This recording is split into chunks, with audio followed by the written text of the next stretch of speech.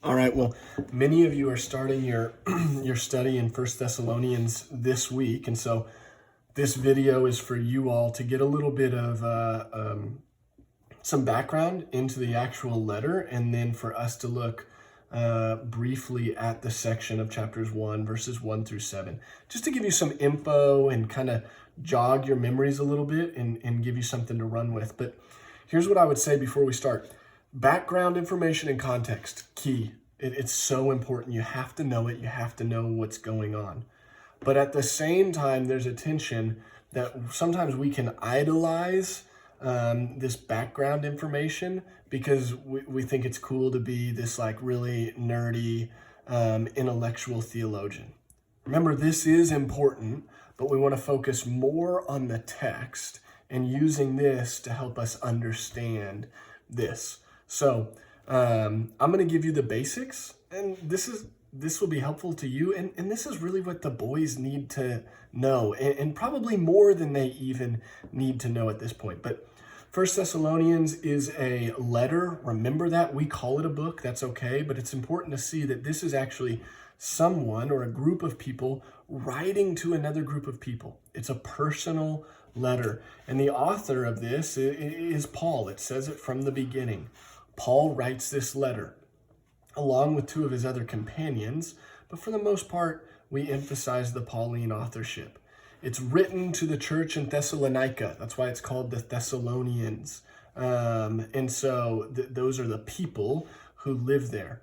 It's good to understand some things about this city, Thessalonica. It was considered a free city within the Roman Empire. There were liberties granted to other people. Women had the ability to obtain authority in certain positions and even certain status that they weren't given the opportunity to achieve in other cities.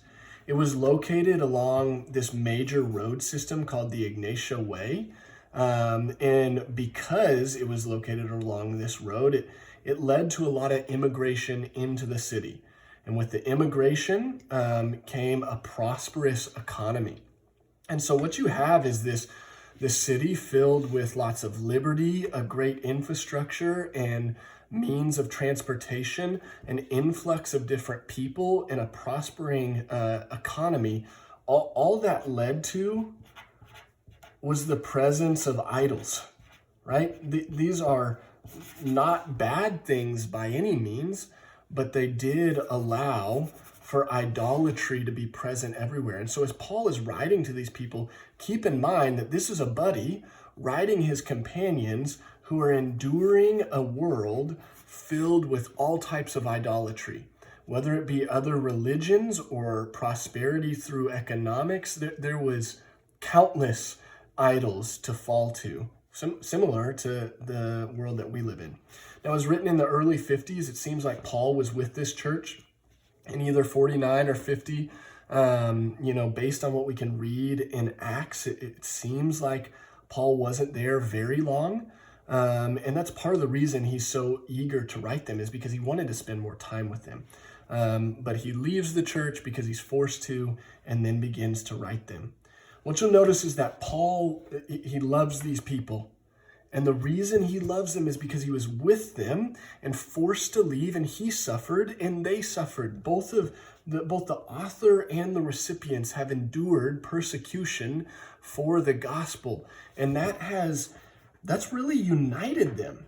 And Paul loves them because he is shepherding them, but they're united in their ability to suffer.